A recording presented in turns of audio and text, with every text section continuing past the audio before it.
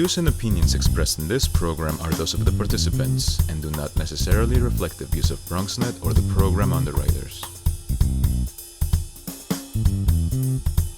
Hello, everyone. Welcome to Open, the one and only show that opens the Bronx and the rest of the world right to you. I'm your host, Daren, Jaime, and today we'll update you on what's happening in and around our borough, as well as across New York City. Coming up on our show today, we talk with an organization that's actually serving the homeless and vulnerable New Yorkers during the coronavirus pandemic. And then also we'll talk about how a not-for-profit organization is making families quality childcare through their home-based childcare program. And then a little bit later on in the show, we're going to speak with the executive director of the Bronx Charter School for the Arts. She's going to talk to us about a new campaign thanking teachers amidst the COVID-19 pandemic. And then a little later on, we're going to talk about an app that's actually raising money for your favorite charities. More details a little bit later on in the show. And then finally, we'll discuss the latest tech news and what you can get your hands on just in time for Christmas. So stay tuned because all this and much more is heading your way. Right now, we're officially open.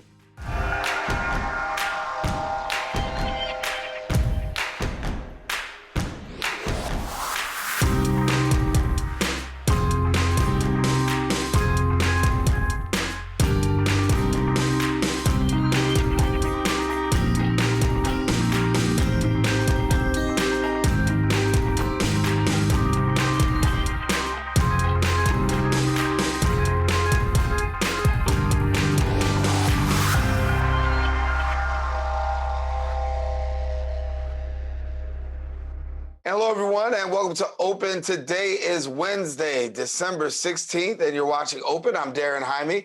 And of course, we want to let you know about our show, a live program that connects you to the Bronx and New York City. We also want to welcome our viewers who watch on Manhattan Neighborhood Network, as Open is broadcast live on Eminence channels. And then if you want to check us out, be sure to check out our website. All you got to do is go there, and then our social media at BronxNet TV. The website, bronxnet.org. Well, a lot has certainly been going on through the past week, and we can't take you through everything, but you can take you through a few things with our Bronx updates.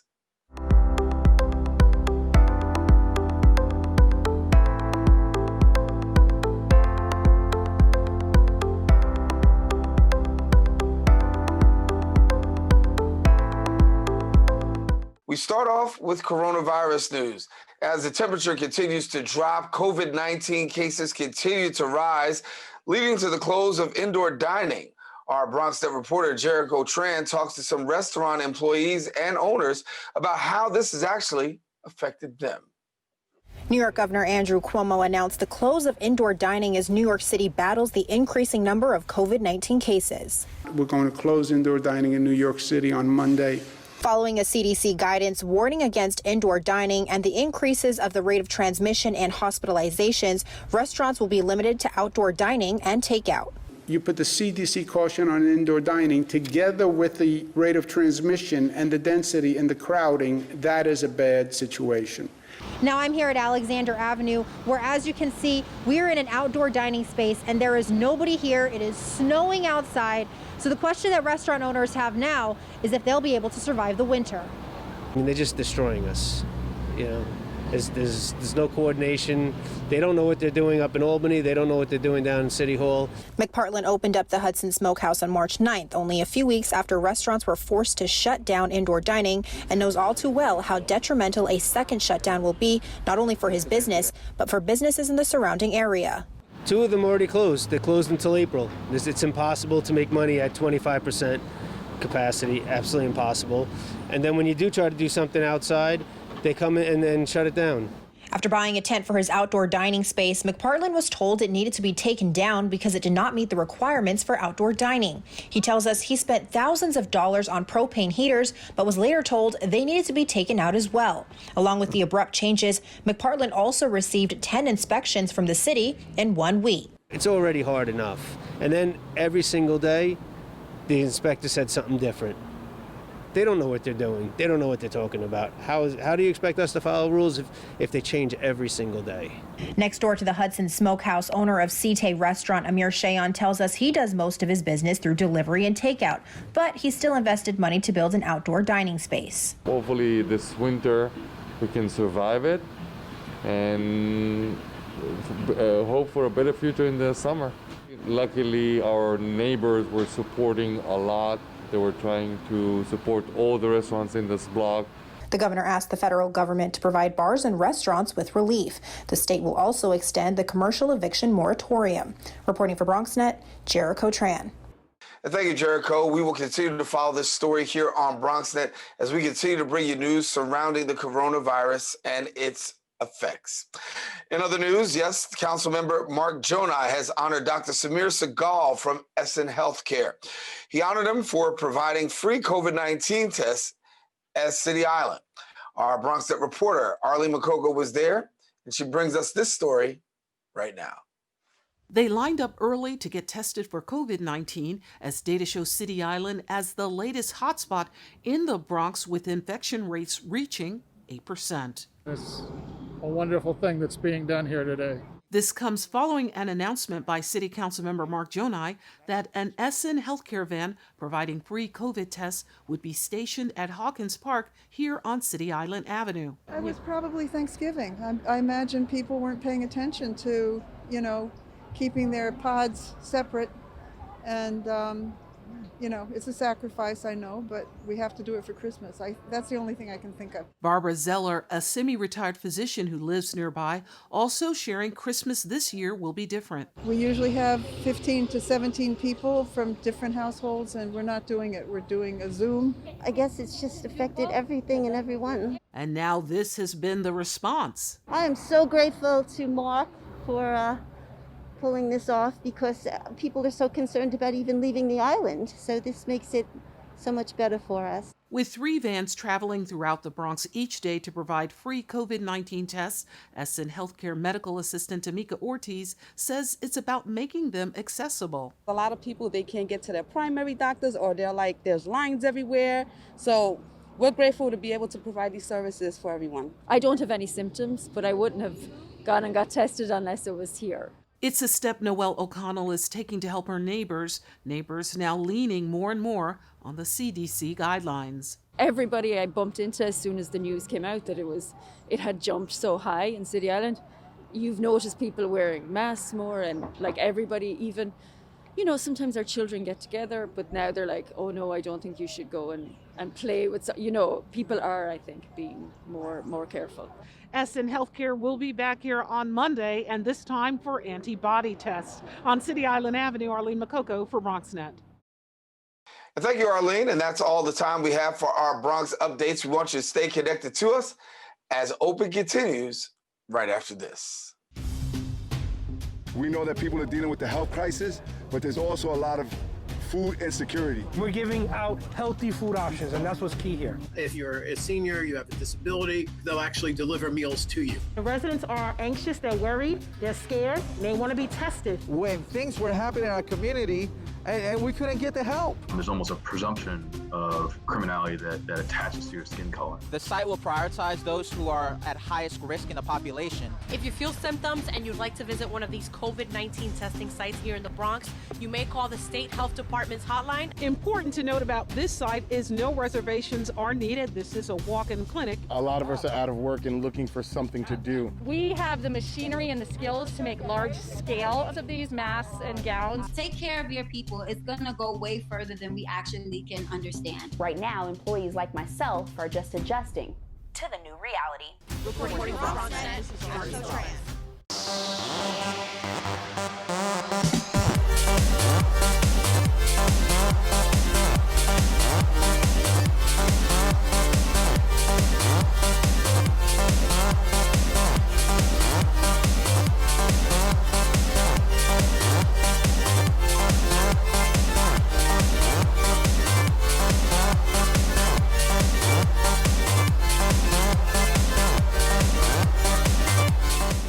And welcome back. The Bowery Mission is a faith-based organization that actually provides compassionate care, such as food, shelter, clothing, showers, and chapel services for homeless and hungry individuals. The program ministers to people caught in the cycles of poverty, hopelessness, and dependencies of many kind. The Bowery Mission has been keeping its doors open, safely serving New Yorkers in crisis, particularly during the COVID-19 pandemic. Joining us now to share a little bit more about the details is the camp manager of Mount Lawn City Camp at Bowery Mission, Jacqueline Ramales. And Jacqueline, good to have you. Thank you. It's nice to be here. Thank you. And we know the holidays are upon us, and not only the holidays are upon us, but also we're still trying to navigate through COVID-19. So share with me a little bit about how you're able to navigate given the COVID-19 pandemic and still be able to service people during this holiday season. Right. Well, the holidays are important to so many people on a personal level, and that means that for our clients as well, this is an important season. So for Thanksgiving, what we did was that we had our annual Thanksgiving Day, which is one of the biggest day at the Bowery Mission, if not the biggest day. And we were able to accommodate many people in outside tents, which is something that was new this year. Usually we have them in our chapel and they're able to be around the table with others. This year, we followed safety protocols. We were outside.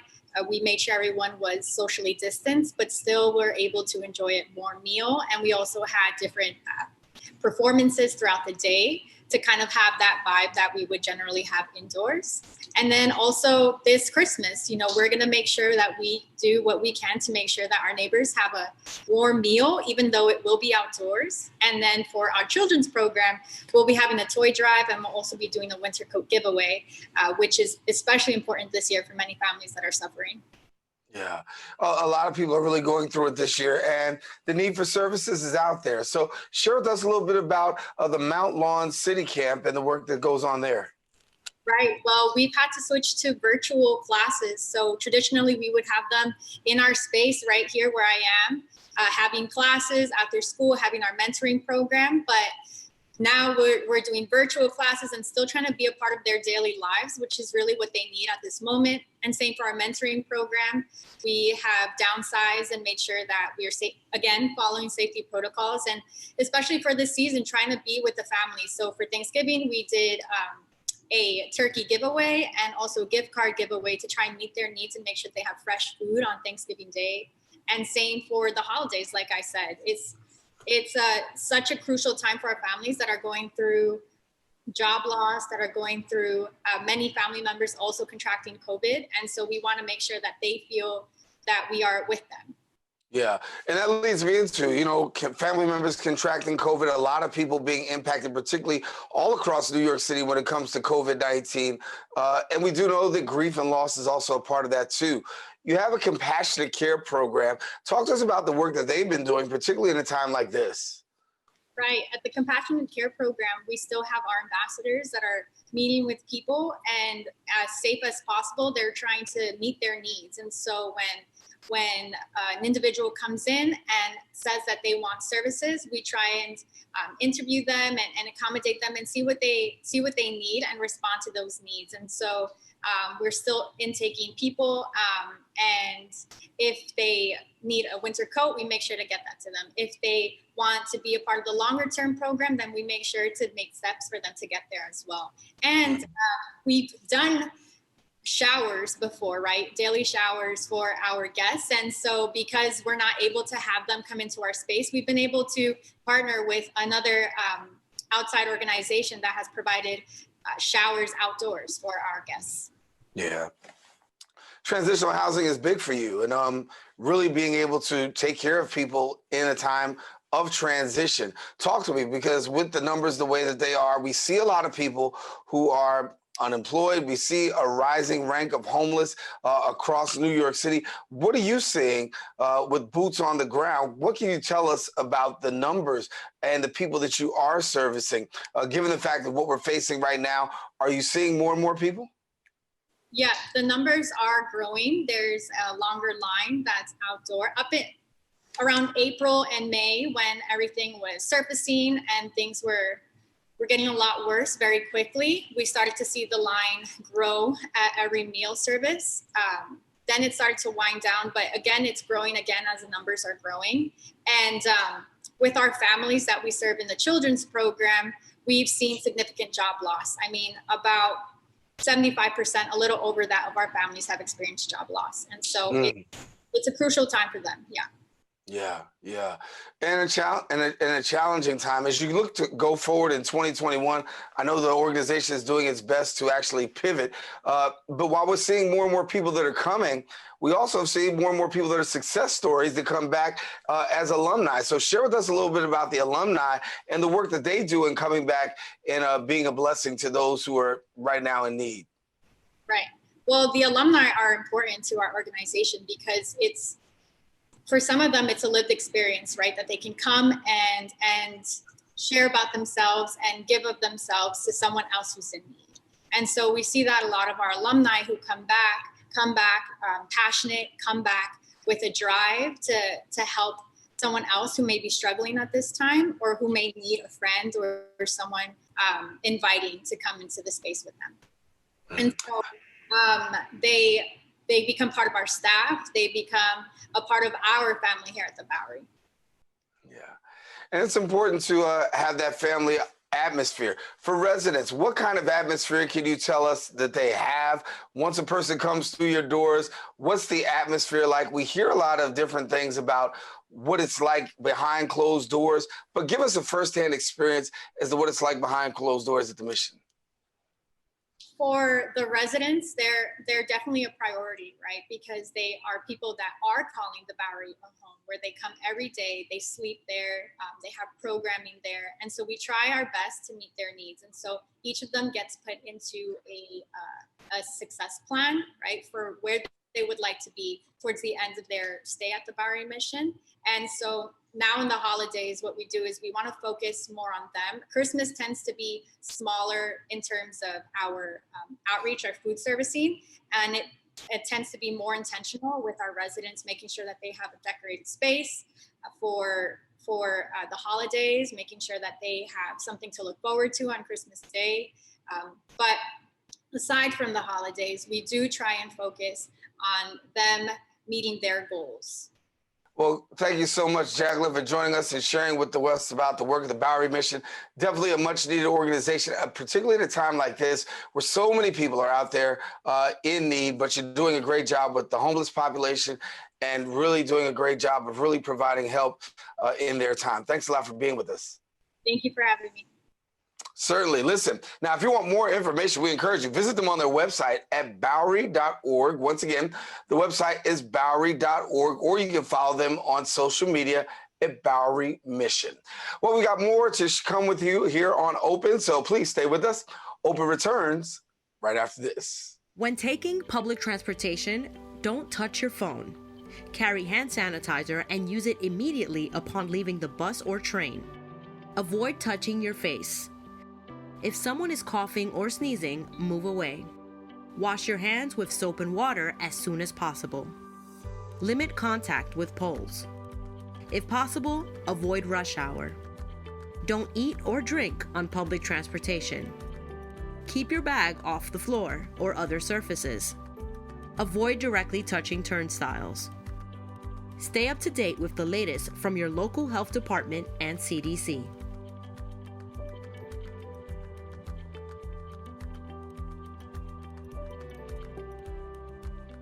And welcome back. WHEDco is a community development organization that's founded on the principle all people deserve healthy, vibrant communities. WHEDco's home-based childcare program supports more than 10,000 childcare providers citywide, including a professional network of more than 300 licensed providers right here in the borough of the Bronx. Now, the program supports home-based childcare providers with professional development, regulatory, and small business assistance. And here now to tell us a little bit more about the program, we're pleased to be joined by Diana Perez, and she's the director of the home-based childcare services at WHEDco. And so, Diana, good to have you on the show. And for somebody who just wants to know basically what is home-based childcare services, how would you define it? So home-based childcare services that we support at WHEDco are individuals who are operating childcare facilities in their home environment. And the license programs allows providers to work with 8 children, usually infants through 12 years old, and group license programs have as many as 16 children in care, also the same age range. And when we talk about childcare during this particular time, the pandemic, very critical. But from your perspective, why do you find childcare to be so critical at a time like this? At a time like this, childcare is an essential service, and we have many families who really need high quality childcare services so that they are able to provide other essential services.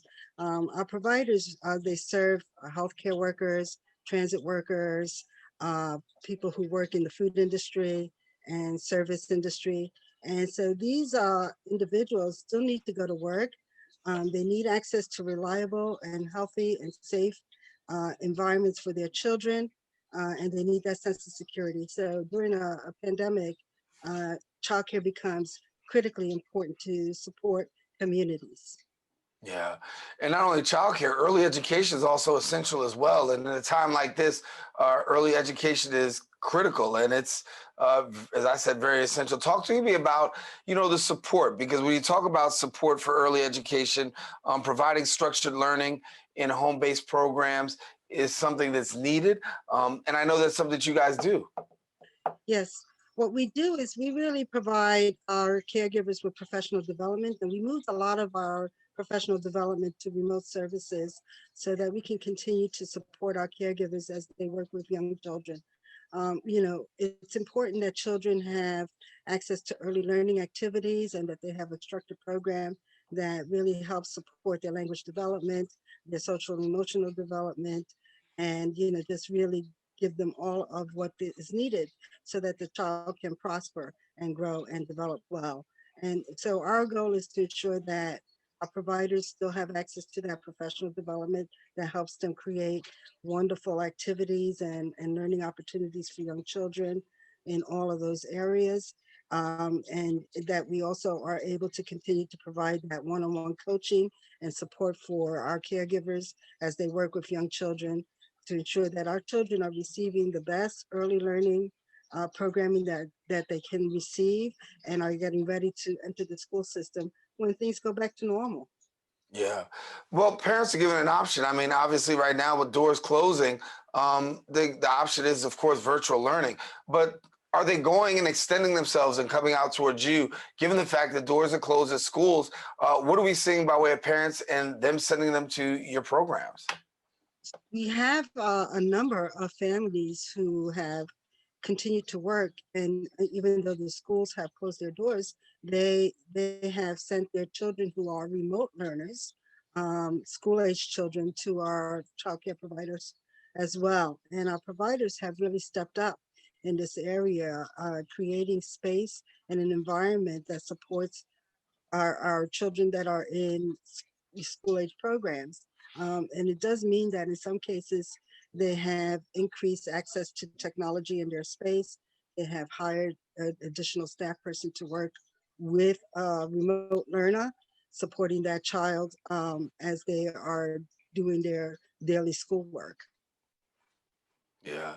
And I know during this time of year, one of the biggest challenges that all programs, educational programs in particular, are dealing with is this issue of food and food insecurity.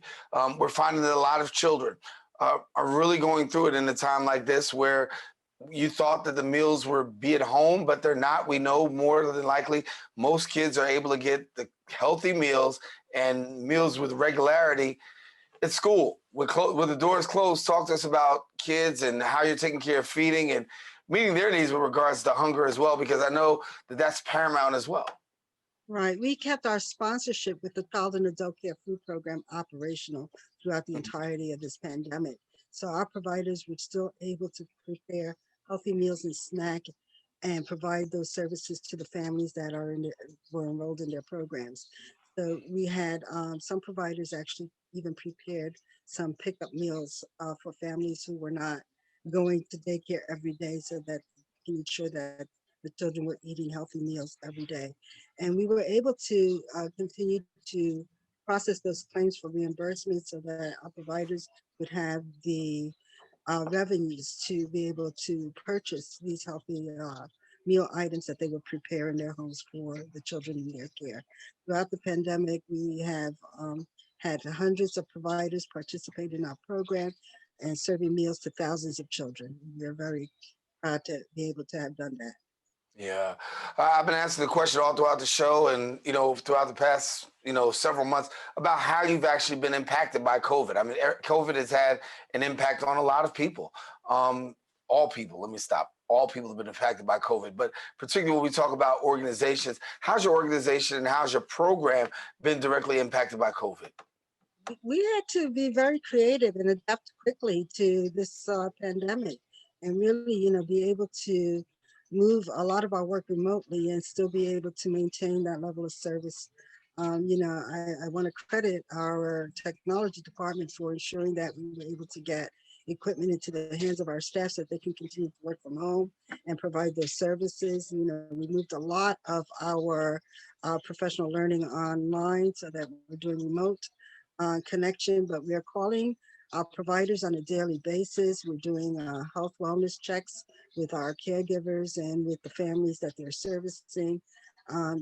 We've been able to bring in other resources. We've been fortunate enough to have others provide some additional support in bringing opportunities like grants and food cards so that we can distribute that in our community. We've been really looking at what the needs are and trying to adapt all of our programs to make sure that we're meeting those needs.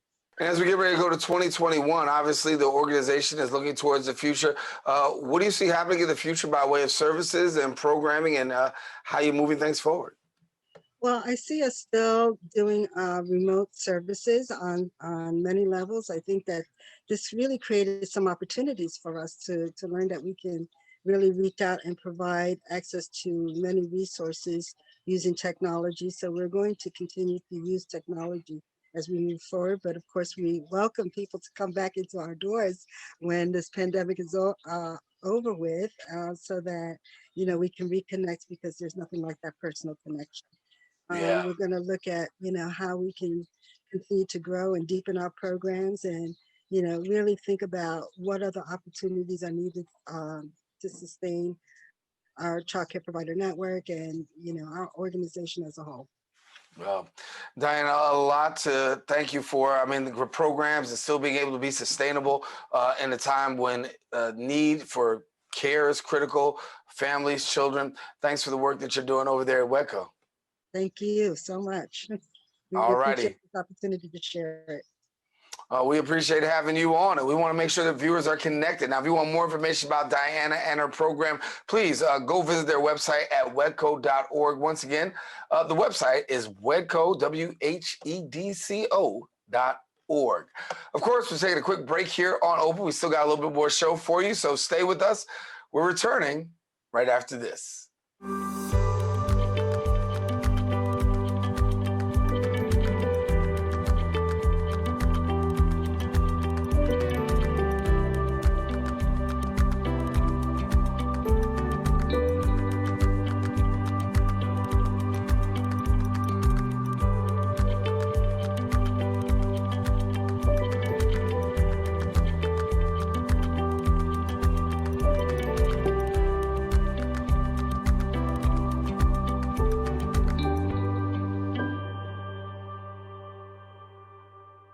Well, thank you for staying with us. The COVID-19 pandemic has affected people in a variety of different ways. Yet, one single community has really been affected. We talk about teachers. Teachers have been continued in their steadfastness, in their commitments to students' excellence, as well as education, whether they're educating our kids at home or particularly in a classroom. Bronx Public Charter Schools recently announced the launch of a new campaign to thank teachers for their sacrifices, particularly during the crisis. Joining us now to share a little bit more is the Executive Director of the Bronx Charter School for the Arts, Miriam Raccah. And Miriam, good to have you back again. It's nice to be here again. Nice to see you. Nice to see you as well. And as we talk, I mean, when we talked the last time, I think we could say we were pretty much A little fluid in the situation. Now we're more than fluid. We have been entrenched in the situation, and we know that the educational system has had to make its pivots, particularly students. And we talk about students making the pivot and going to virtual, but then sometimes we fail to talk about teachers. But I know that you've got teachers at heart, and so share with us a little bit about your initiative and wanted to make sure that we say thank you to teachers. Yeah, the Bronx, as you know, has been really the epicenter of this pandemic. And we wanted to, and as communities have suffered, we've all reached out to our communities to make sure that everyone is making it through.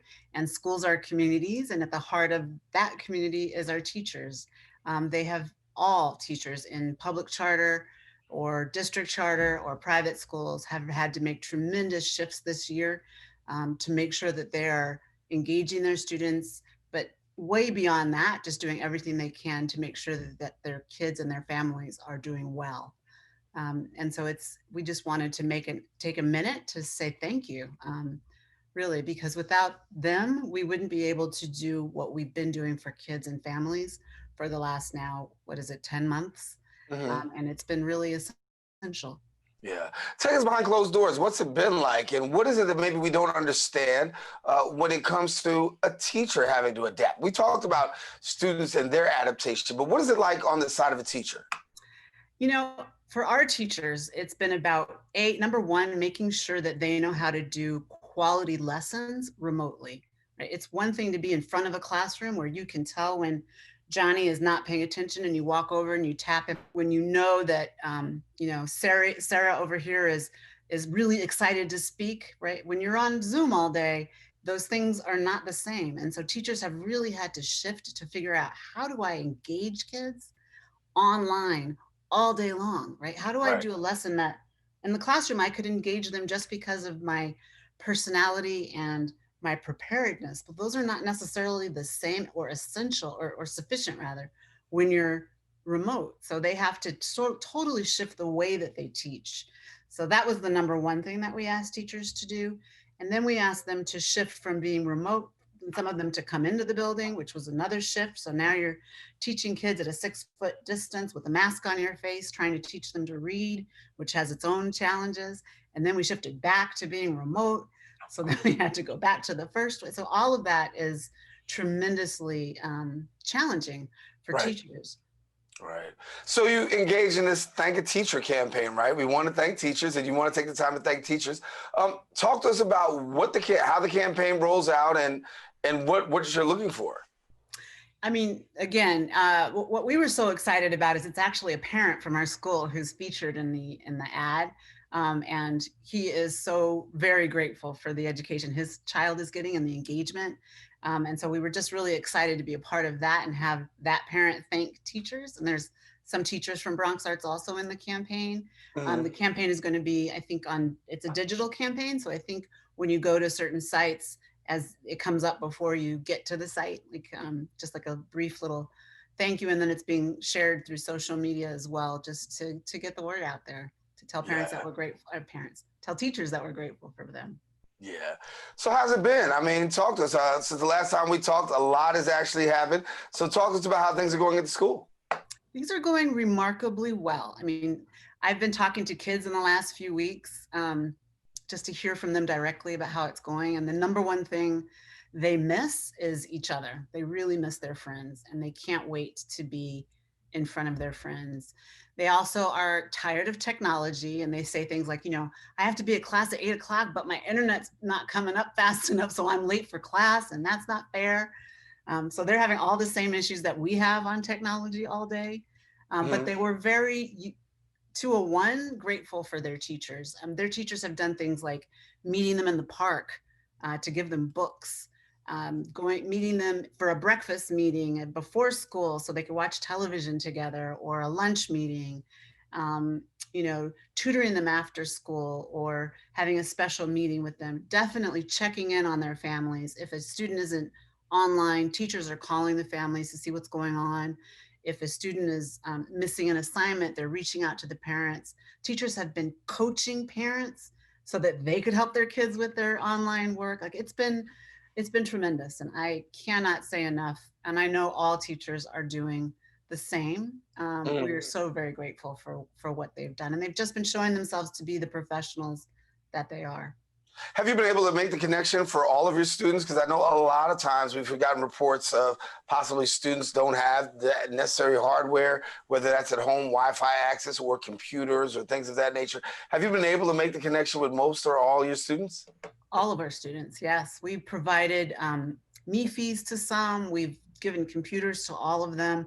Our lower grades got iPads. We have been able to give everyone technological access, which was really essential to us. Like that was our number one goal. And for that, in addition to the teachers, I have to shout out our operations team, because they have been the point, they've become basically these tech centers where, right, if a kid is having issues technologically, the ops team is the one that's helping them figure out how to get online. So that's been hard, but it's what we have to do right now. Yeah, 2021 is filled already with uncertainty. I mean, we haven't even got there yet, but there's still a lot of uncertainty as how we're going to do and how we're going to transition after this Christmas holiday and the holiday season. Talk to me about preparedness. You're prepared to go either way? We're prepared to go either way. We're hoping to open our schools again after the new year in person for a small number of kids. And, hopefully as we move through the semester, we can find times to bring more kids into the building and maybe eventually get to, a bigger percentage of kids actually coming in on a regular. It's all up to how quickly people get vaccinated and, how the numbers go. Yeah. But we're ready. We're committed to, being there and being flexible. That's one of our priorities for distance learning, is being flexible. So. Congratulations, and hopefully when we get past this, I'll be able to get over there and say hello and see you guys, because you guys are doing great work. Thank you so much. I would love that. And thank you so much for having me. I appreciate it. Oh, no worries. Miriam Raccah from the Bronx Charter Schools. Now listen, if you want more information, be sure you check them out on the website at bronxarts.net. Once again, bronxarts.net. Going to take a quick break. Want you to stay with us. We still have more open coming up. Daren, Jaime here with you. We'll be right back right after this. Who's most at risk for coronavirus? People over 65, people with underlying medical conditions like heart disease, chronic lung disease, asthma, diabetes, people undergoing cancer treatment, and people with weakened immune systems. What should you do if you or a loved one is at higher risk? Avoid close contact with people. Avoid crowds. Stay home if you can. Wash your hands frequently. Learn more ways to protect yourself and others at coronavirus.gov. We built a media network for you. BronxNet TV. Come learn in your new state-of-the-art studios at Lehman College. At Mercy College. And coming soon to the South Bronx in the Hub. Inspire with your stories, culture, history. Your Bronx on BronxNet. Engage with us. Connect with us at your channels and at bronxnet.tv. Learn, engage, inspire. BronxNet TV. From the Bronx to the world. BronxNet. And welcome back here to Open. Daren, Jaime here with you. Shareity is an app that's actually helping brands build a first-party community database around purpose-driven, cost-aligned advertising. They're a platform for people to be able to raise money and value their social influence in partnership with brands and causes. And here now to tell us a little bit more about the app is the actual CEO and founder of Shareity, Mr. Benjamin Hill, Ben Hill. And Ben, good to have you. Hi, nice to be here. Well, Ben, thanks for coming on and sharing with us. But talk to us a little bit about this, because this is an innovative opportunity, something that is giving back to the community. Talk to us about, how'd you get started and how this all came about? It was a number of years ago, and I was always thinking about like online and social influence and how we could use it for good. There's a lot of apps out there that use your data all the time, and there's nothing out there that really monetizes it and helps you do good in the world at the same time. So, that's where all the thinking came from. So you take this app, and now you've got this app that you actually turn marketing dollars into actually donating, and it's called Shareity, of course. Talk to us a little bit about that and how this all comes out. So Shareity is essentially sharing charity, right? So it's people doing actions with their smartphones, brands donating money because of those actions. So you think TikTok, if you think essentially like TikTok for charity, right? So I'm going to do actions, pictures of videos. Brands donate because of those to causes that find cures, like cancer or homelessness or whatever. So I can do good with my social influence online with just simple selfies and pictures and videos where brands donate because of you. So we call this the Sharecare economy. It's a people-centric platform that utilizes people's social media presence and data in order to raise money for causes that they care about without having to open up their wallets. Wow. Wow. And what's the response been like for you? It's been really great because we're seeing, causes, obviously, there's, it's a win for people, brands, and causes. So we see brands that are getting better ROI, ROD. They're driving purpose, action, scale, and value. So for purpose, it's about aligning with those customers where they are. So not just for causes like cancer, but it could be Black Lives Matter movements or any other types of protests or whatever. When you align with customers, 75% of people will switch brands based upon that alignment. So that's a huge statistic right there. When people are taking action, it's more memorable. So, 93 million selfies taken every day on Instagram, right? I'm sharing my selfies, I'm looking for my DMs, I'm looking for my likes. Well, what if you were raising money instead, right? So it's more memorable if I actually take that action, that picture, that video. Scale, it's all about how are you going to scale a first-party database with third-party cookies going away? So in 2021 or 22, all of the third-party cookies and database and tracking is going to be going away. So how are these companies able to create communities, right, without being able to track that data? And also peer-to-peer influence. So when I share peer-to-peer, 83% of people are more likely to switch brands as well. So if I wear Nike shoes for running, and I'm going out for a run and I'm just like, hey man, these are the best shoes. You should try them out. You should wear Nikes too. You're 83% likely to buy them if you're in the market for buying running shoes, right?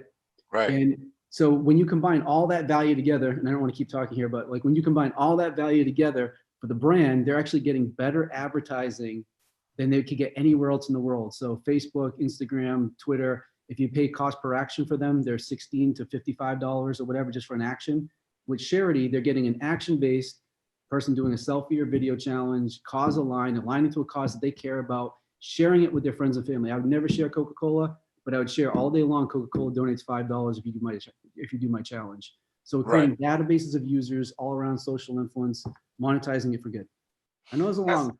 Sorry. Yeah, no, it's awesome. I mean, when we think about it, most times people doing things for profit and their own personal gain. But here it is, you've got something that you're actually, doing for good. And it benefits a lot of people. So talk to us about the process. If somebody wants to get involved, what do they do? Yeah, so it's as simple as snap, raise, share. They could just click a link, right? So they could be at, they could be on social media or somebody's website. They just click a link. There's no app to download. They just click a link and they could do a challenge. It comes up on their phone. They upload a picture or video. They raise money as they see the brand donating because of them, and then they share it with their friends and family. That's as simple as it is. And it tracks, we have tracking, patented data tracking on all of it. So it's like blockchain for social influence. So anywhere you share that challenge now, social media, Instagram, Facebook, email, text, anywhere in the world, we're tracking that data, multiple generations too. So not just when I share with you, but when you share with your friends and they share with their friends and they share with their friends everywhere in the world. So it's a really comprehensive database now made up from like this blockchain of social influence and social connections, right? So using the network effect. Yeah. And so now I also want to talk about, and all the things that you're doing and connecting. You got some great work that's going on with the Salvation Army. Talk to us about the partnership that you have with the Salvation Army. Yeah, so we're working with some local divisions of Salvation Army in Boston to do a campaign to help rescue Christmas. So these campaigns can be anything, right? So they could be just taking a picture, like a selfie or something. It could be picking up cigarette butts. It could be, doing jumping jacks. It could be doing the next dance challenge. Army is the Rescue Christmas campaign. They already have a campaign. So we've blended in with their existing campaign, which is to help Salvation Army rescue Christmas. And so we have Santa that helps, you can help Santa rescue Christmas with the Salvation Army. So Santa gets on there and says, ho, ho, ho, say you'll help me rescue Christmas, and $5 is donated to the Salvation Army. So that's all you have to do. And it's pretty simple. If everybody wants to partake in this right now, you can do it on your phones. You just text selfie, SELFIE to 797979. So it's selfie, SELFIE to 797979. Click the link and then upload your video saying you're going to help Santa rescue Christmas, and you'll help raise money for the Salvation Army. That's awesome. That's awesome. Yeah. So how long has this been in the works for you? Well, I mean, it's been an idea for a long time. You know, I've always wanted to figure out something. I was in real estate development for a number of years, and then I had this itching to kind of like change the world and make it a better place. And I think the best way to do it and the most scalable way to do it is through multiple networks effect and using social influence and social media, online presence. Like I said, right now, like all these social media companies are using your data. Why not use it for yourself? Why not create a people-centric platform where you can track all your own data, raise money for causes, get rewarded because of it, and you actually get a revenue share as well too. So I think, you know, when you look at it, in one of the original ideas of how I came up with this was, I was stuck in traffic one day looking at bumper stickers on cars, and I'm like, where is the bumper sticker for your online presence for causes you care about? And that was, like 10 years ago. I started getting patents on all the process and everything, and then, here we are today. I've been doing this, with about 4 years now or so full time, with the team of about 15 people at this point. Awesome. And so where do you go from here? 2021 is around the corner. What can we expect coming from you before we go? Well, I think 2021 is going to be the year to give back. I think more brands are realizing that there is a better way of marketing and advertising and raising money in the world. If we look at, what corporations normally give is $20 billion a year, right?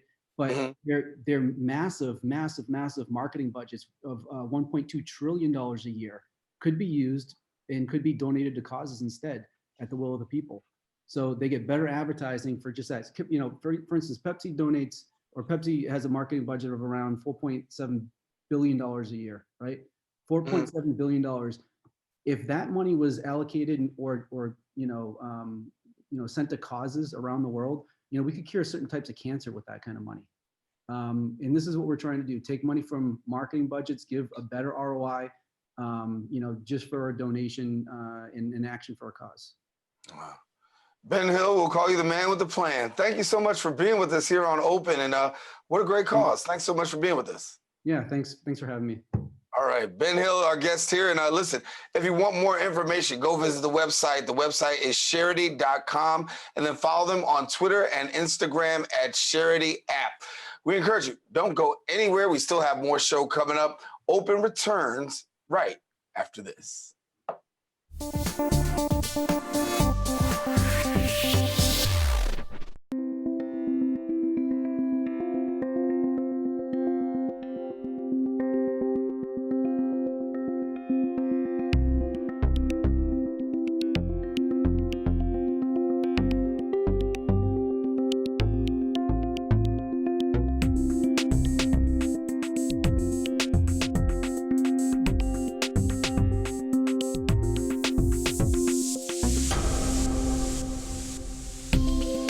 Well, thank you for staying with us. The holiday season is definitely a little bit different this year, particularly because of the pandemic and COVID-19. With Christmas almost a week away, many people are relying on simply online shopping, and they're left wondering what to get for Christmas. And with the recent release of PS5, Xbox Series S, and also the iPhone 12 and much more, our next guest is no stranger to us. She brings clarity to all this stuff that is going on in the world of technology. Joining us now to share a little bit more is the editor-in-chief of Laptop Magazine, Sherri L. Smith. And good to have you back, Sherri. It is always a pleasure to be here, sir. I am so excited to talk about this topic because there's a lot to talk about. So where do you want me to start?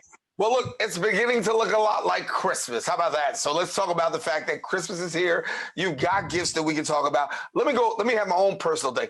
I'm still struggling. iPhone 12, yay, nay, way. Give me the skinny.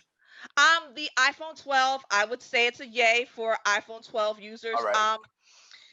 We gave it 4 stars on Laptop Mag, and we call it a flawed masterpiece. So you get unmatched performance, you get excellent cameras. The cameras, like iPhone cameras, are really, it's hard to compete with them, and this is just keeping up the tradition. It's got serious software support, and it's got that beautiful blue design. If you are a fan of blue like I am, and it's got solid battery life, but only with the 5G off. hopefully, as we get further into 5G, they'll send over a firmware patch and upgrade that battery life. The cons, 64 gigs of storage. Come on, Apple, you got to stop with this. You keep just nickel and diming us on things like this. Like 64 gigs is not enough for all the photos and videos and Snapchats and TikToks and games, all the stuff that you want to put on a phone like that. Like that's not enough storage. It's only got a 60 hertz display, so that basically there are phones now that are doing 90 hertz and 120 hertz, which it doesn't seem like a big difference until you're actually playing a game or you're scrolling and you notice that you're like the screen is just gliding along. Like there's a big difference with that.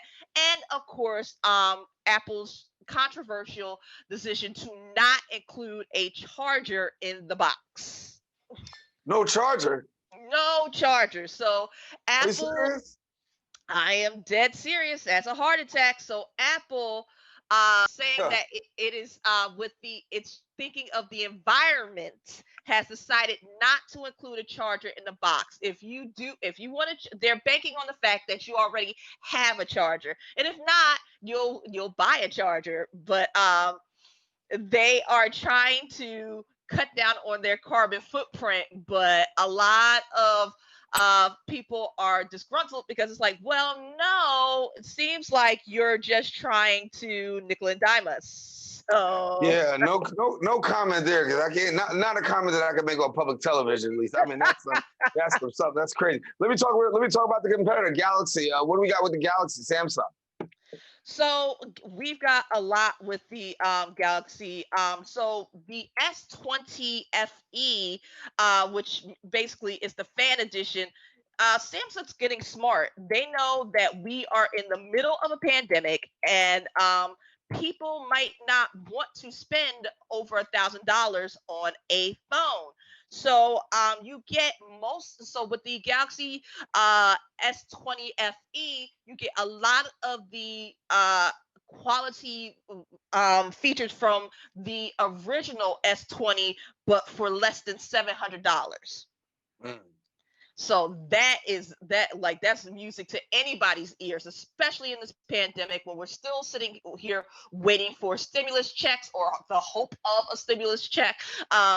And people need phones, and it's been a while since we've had a solid mid-price phone. So the pros, affordably priced. So and you've got a bright 120 hertz display. So again, like I said, when you're gaming or you're scrolling, it's going to be very smooth. The screen, like Samsung does a beautiful screen. They're typically bright and vivid with rich color, so you're getting all of that. You've got that versatile triple camera, so you've got an ultra wide camera, you've got like different sensors on there, so you can get some solid photos. Now, do they compare with the iPhone?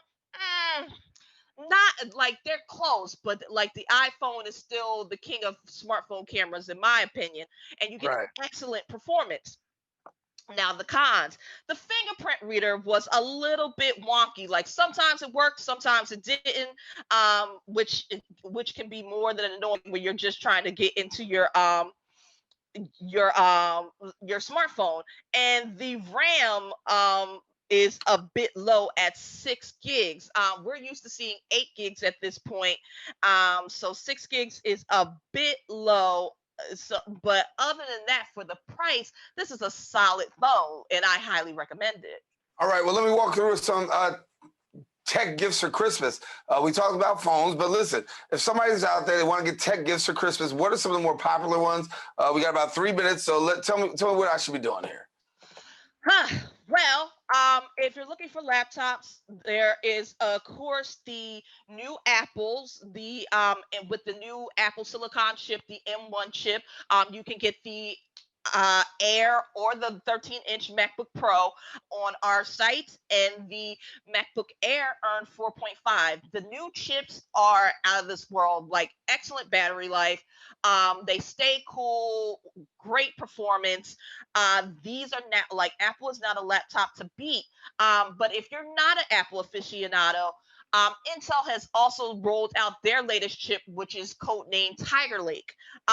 A very powerful chip. You'll find it in laptops like the Dell XPS 13, the XPS 13 2-in-1, the Asus ZenBook UX 325EA. Razer has a new laptop that's actually not going after gamers. It's actually going after productivity users. And it's called the Razer Book 13, and it also has the 11th gen Tiger Lake processor in there. So there's a lot to consider for laptops. So there's a lot to shop for. And of course, if you can find it, there's the PS5 and the Xbox Series X and the Xbox Series S.